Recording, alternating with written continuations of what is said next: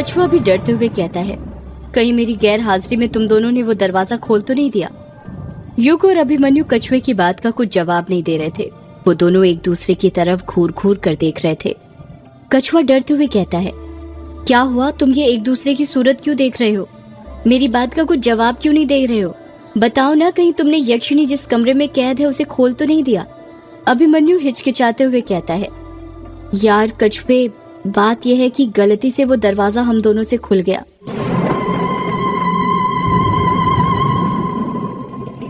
जैसे ही अभिमन्यु ये बात बोलता है, कछुआ हकलाते हुए कहता है, क्या कहा?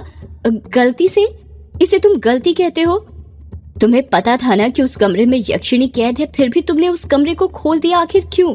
युग पहले कछुए के चेहरे का डर देखता है, फिर अभिमन्यु को देखकर हंसने लगता है। अभिमन्यु भी युग को देखकर हंसने लग जाता है। कछुआ हैरानी के साथ कहता है, क्या हुआ, तुम दोनों हंस क्यों रहे हो? यहाँ हम इतनी बड़ी मुसीबत में हैं और तुम दोनों हंस रहे हो? युग हंसते हुए कहता है, हंसे नहीं तो क्या करें, ये अभिमन्यु तुझे बेवकूफ बना रहा था और तू बेवकूफ बन गया। कछुआ मुंह फाड़ते हुए कहता है, मतलब ये कि दरवाजा खटखटाने की आवाज ऊपर वाले कमरे से नहीं बल्कि सामने वाले दरवाजे से आ रही है, वो देख। युग ने अपने हाथ से दरवाजे की ओर इशारा करते हुए कहा। कछुआ सामने वाले दरवाजे को देखते हुए कहता है, तुमने तो मुझे डरा ही दिया था यार, ऐसा भला कोई मजाक करता है क्या? मेरी तो जान ही निकल गई थी। अभिमन्यु हंसते हुए कहता है, जान तो तेरी कछुए तब निकलेगी जब यक्षिणी हकीकत में बाहर आएगी। चल अब जल्दी जा और दरवाजा खोल। ना बाबा ना, मैं दरवाजा नहीं खोलने वाला, पता नहीं कौन आया होगा इतनी रात में, ऊपर से ये लाइट भी नहीं है। अभिमन्यु अपनी जगह से उठते हुए कहता है, तू ना डरपोक का डरपोक ही रहेगा, लगता है मुझे ही दरवाजा खोलना पड़ेगा। अभिमन्यु दरवाजे के पास जाता है और झट से दरवाजा खोल देता है। जब दरवाजा खुलता है तो वो देखता है कि दरवाजे के बाहर कायर खड़ा हुआ था, जो पूरी तरह से पानी से भीग चुका था। उसके हाथ में एक पॉलीथीन थी जिसमें कुछ रखा हुआ था। कायर गुस्सा करते हुए कहता है, ये क्या, तूने इतना टाइम क्यों लगा दिया दरवाजा खोलने में? मैं कब से बाहर खड़ा होकर दरवाजा खटखटा रहा हूँ। अभिमन्यु कायर को कोठी के अंदर लेते हुए वापस से दरवाजा लगाते हुए कहता है, यार कुछ नहीं, ये सब बस कछुए के कारण हुआ है। कछुआ कायर को देखकर खुश हो जाता है और कहता है, कायर तू आ गया, मुझे तो लगा था तू नहीं आने वाला। अरे ऐसे कैसे नहीं आऊंगा, आखिर कायर को कोई बारिश रोक सकती है क्या? वो क्या शेर था? हाँ याद आया, है ख्वाहिश की अब कोई ख्वाहिश नहीं, है ख्वाहिश की अब कोई ख्वाहिश नहीं, रुला दे मुझे अब ऐसी कोई बारिश नहीं, अब उसके अंगने में ऐसे बरसना बादल, अब उसके अंगने में ऐसे बरसना बादल, किसी के साथ करे वो कोई रंजिश नहीं। अभिमन्यु दाद देते हुए कहता है, वाह वाह। युग कायर को देखते हुए कहता है, अरे तेरे कपड़े तो पूरी तरह भीग गए हैं, अगर ऐसी ही हालत में रहा तो तुझे सर्दी हो जाएगी। एक काम कर, मेरे बैग में कपड़े पड़े हैं, उसे पहन ले। अरे नहीं युग, कुछ नहीं होता, मैं घर पर जाकर चेंज कर लूंगा। घर पर जाकर कैसे करेगा? आज तुम तीनों में से कोई कहीं नहीं जाएगा, सब यहीं पर रुकेंगे। इतने दिनों बाद मिले हैं यार, बचपन की बातें करेंगे, यादें ताजा करेंगे। अभिमन्यु युग का साथ देते हुए कहता है, हाँ युग ठीक कह रहा है, आज रात यहीं पर रुकते हैं। कायर खुश होते हुए कहता है, मुझे तो पहले ही पता था कि ऐसा कुछ हो सकता है, इसलिए मैं पहले ही सारा इंतजाम करके आया था। अभिमन्यु हैरानी के साथ कहता है, सारा इंतजाम करके आया हूँ मतलब? कायर अपने हाथ की पॉलीथीन अभिमन्यु को देते हुए कहता है, ये देख। जब अभिमन्यु उस पॉलीथीन को खोलता है तो देखता है कि उस पॉलीथीन के अंदर खाने के 4-5 पैकेट थे और 2 विस्की, 2 बिस्लेरी पानी की बोतल भी थी। अभिमन्यु कहता है, ये कहाँ से लाया? कायर अभिमन्यु के सवाल का जवाब देते हुए कहता है, अरे इसके ही कारण तो आने में देर हो गई। वैसे खाना बिंदु के हाथ का है, उसने युग के लिए भेजा है। तुम्हें तो पता ही है, बचपन से ही बिंदु युग की कितनी फिक्र करती है। कछुआ उदास होते हुए कहता है, यार क्या बिंदु ने बस युग के लिए खाना भेजा है, हमारे लिए नहीं भेजा? अरे कछुए, बिंदु को पता था कि हम तीनों भी उसके साथ हैं, इसलिए उसने हमारे लिए भी खाना भेजा है। फिर मैंने सोचा यदि सिर्फ खाना ही खाएंगे तो मजा नहीं आएगा, इसलिए फिर मैंने गला गीला करने का सामान भी खरीद लिया। युग हैरानी के साथ पूछता है, गला गीला करने का सामान मतलब विस्की यार? युग मना करते हुए कहता है, यार मैं विस्की नहीं पीता। कायर बड़ी बड़ी आंखें करते हुए कहता है, क्या बात कर रहा है? शहर में रहकर तू नहीं पीता? नहीं यार, जरूरी थोड़ी है जो शहर में रहता होगा वो पीता ही होगा। सिर्फ विस्की क्या, मैं कुछ नहीं पीता और ना ही सिगरेट पान गुटखा कुछ खाता हूँ। इससे सेहत पर असर पड़ता है। कछुआ बीच में ही युग को टोकते हुए कहता है, ओ ज्ञानी बाबा, तू नहीं पीता तो मत पी, हमें ज्ञान मत दे, समझा? हमें पता है हमारी सेहत के लिए क्या अच्छा है। तेरे हिस्से की भी मैं पी लूंगा, ठीक? उसी तरह जिस तरह मैंने कायर के हिस्से की झाड़ू लगाई है। कछुए की बात सुनकर सब हंसने लगते हैं। अभिमन्यु कायर से कहता है, कायर जाकर तू चेंज कर ले, लाइट तो पता नहीं कब तक आएगी, उसके आने का इंतजार नहीं कर सकते। कायर अभिमन्यु के सवाल का जवाब देते हुए कहता है, यार लाइट आज शायद ही आए, गांव में बहुत बड़ा शॉर्ट सर्किट हुआ है और सुनने में आया है आज रात तूफान आने वाला है, जोरों से बारिश होगी, ऐसी बारिश जो सालों से नहीं हो। कछुआ हैरानी के साथ कहता है, क्या बात कर रहा है यार? हाँ यार सच। कछुआ डरते हुए कहता है, युग और अभिमन्यु, तुम दोनों ग्रेवयार्ड कोठी के सारी खिड़की दरवाजे बंद कर दो, पता नहीं कब क्या हो जाए। इतनी मेहनत से सफाई की है, अगर कचरा अंदर आ गया तो फिर से सफाई करनी पड़ेगी। अभिमन्यु कछुए को ताना मारते हुए कहता है, हाँ हम दोनों सारी खिड़की दरवाजे बंद कर दें और तू यहाँ मजे से आराम फरमा, है ना? अरे नहीं यार, तुम्हें तो पता ही है अंधेरे से मुझे कितना डर लगता है, अगर तुम काम कर लोगे तो क्या हो जाएगा।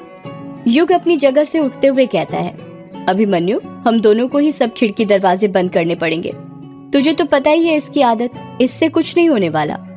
रात के 10 बज रहे थे और बाहर जोरों से बारिश हो रही थी। लाइट अभी तक नहीं आई थी, पर लैंप वाले झूमर को उसकी जगह पर लगा दिया गया था। झूमर के अंदर के सारे लैंप को जला दिया गया था, जिस कारण कोठी में हल्की हल्की पीली रोशनी चारों तरफ फैली हुई थी।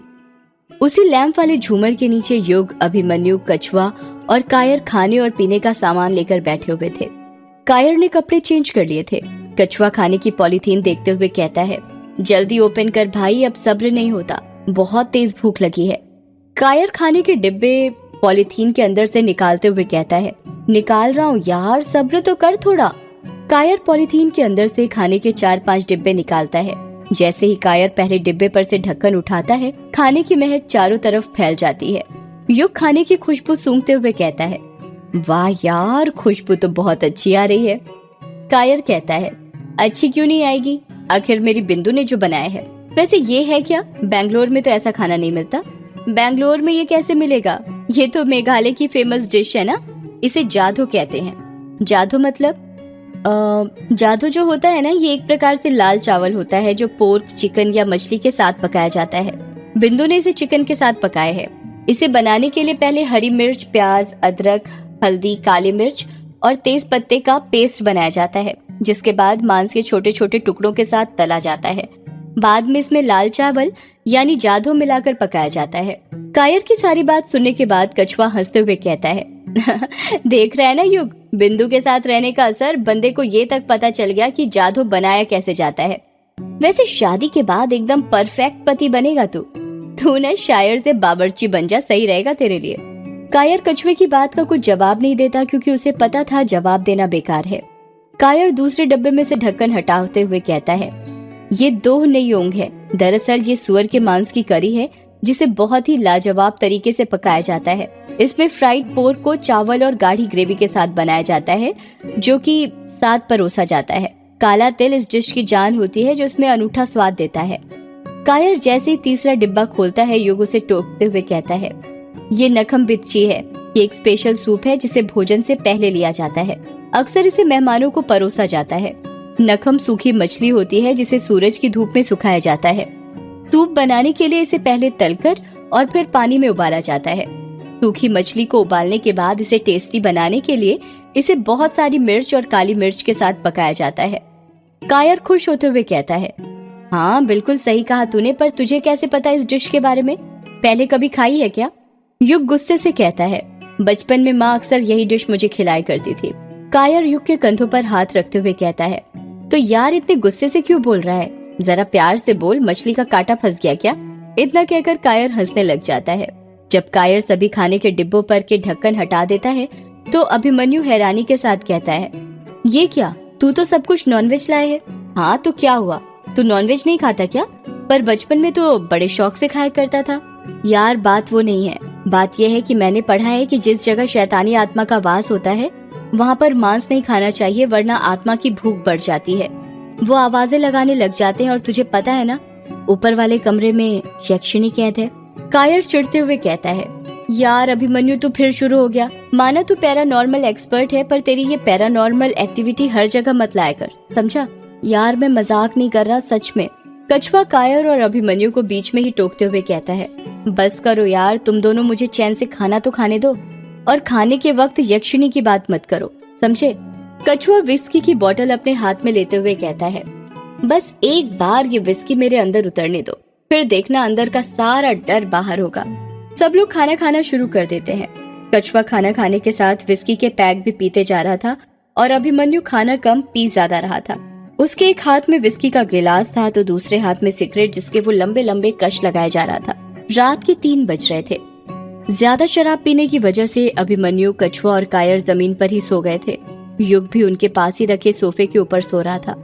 युग सो ही रहा था कि तभी उसे एक सपना आता है। उस सपने में वो देखता है कि उसके पापा और वो बेंगलोर के एक्सीलेंस बोर्डिंग स्कूल के दरवाजे के सामने खड़े थे। ये वही दिन था जब युग ने आखिरी बार अपने पिता को देखा था। इस वक्त युग 6वीं क्लास में था और युग के पिता उसे बोर्डिंग स्कूल में छोड़ने आए थे। युग के पिता की आंखों में नमी साफ दिख रही थी। युग के पिता पैरों के बल बैठते हुए युग से कहते हैं,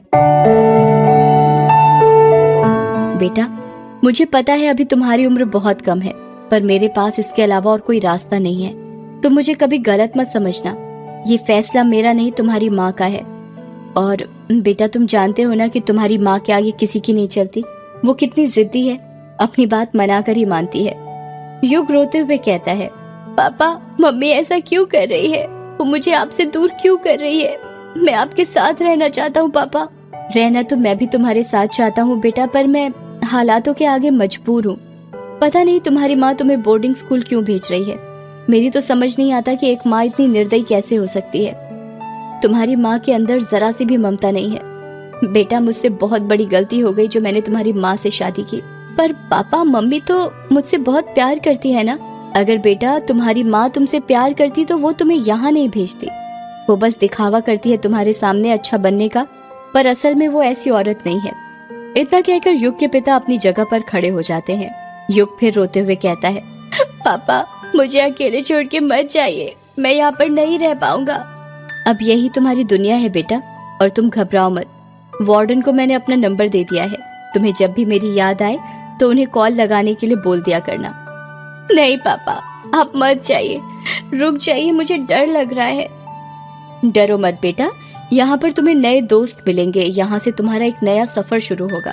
युग अपने पिता की उंगली पकड़ते हुए कहता है, नहीं पापा, मैं आपके और मम्मी के बिना नहीं रह पाऊंगा। मुझे भी अपने साथ ले जाइए।